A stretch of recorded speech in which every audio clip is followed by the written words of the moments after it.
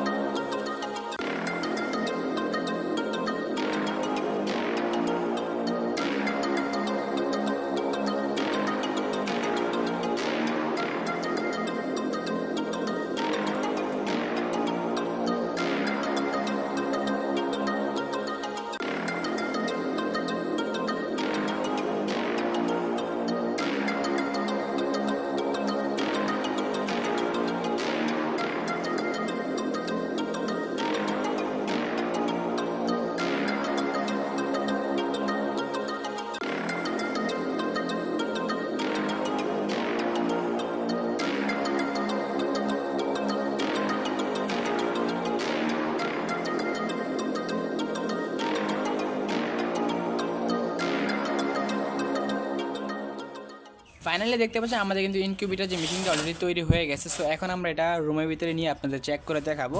আর এখানে দেখতে পাচ্ছেন এখানে একটা লাইটটা কি লাগানো বাকি আছে। সো এই লাইটটা আমরা লাগিয়ে দিব নিচে যে। সো আমরা এখন ছাদের উপরে আসছিলাম, ছাদের উপরে থেকে তৈরি করলাম।